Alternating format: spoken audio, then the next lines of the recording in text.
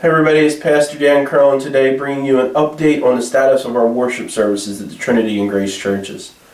Due to the increase in COVID-19 cases in Juniata County, the leadership of both the Grace and Trinity churches have decided to temporarily suspend indoor worship beginning this Sunday, November 29th, 2020.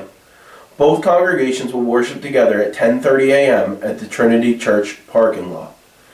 I'll be preaching from outside the church building, and we invite you to remain in your cars and listen on 104.5 FM. These are drive-in services, and if you get out of your car for any reason, you are required to socially distance and wear a mask. At the current time, we're planning on offering only drive-in and online worship for the next 3 Sundays. That is November 29th, December 6th, December 13th. We're going to try to attempt to provide you weekly updates moving forward on the status of our worship. As pastor, I also want to assure you that I have heard the concerns of our church community. And please know that we all desire to return to worship in the church building. But as the bishop said last week, safety and wellness must be our #1 priority. In an effort to provide more of the worship elements that we are missing not being in the church, we're going to strive to have live music beginning with our worship services in December. I want to close by sharing a few words from Bishop Park.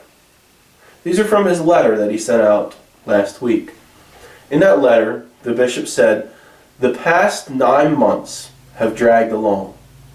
However, this has not been the longest experience of a persistent pandemic.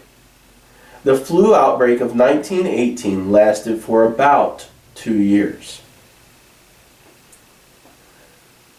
We, as a nation, have endured this before.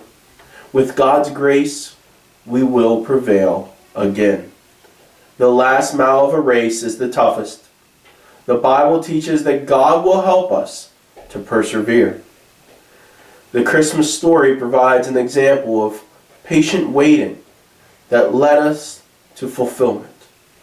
Simeon had grown old, watching for the Messiah to arrive. Yet before he died, he was able to hold Jesus in his own arms. His prayer at that moment continues to resound.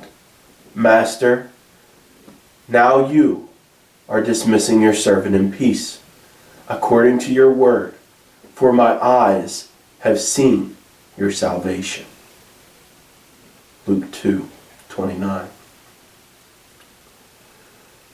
We too will bear witness to God's generosity and salvation this Thanksgiving, Advent, and Christmas season.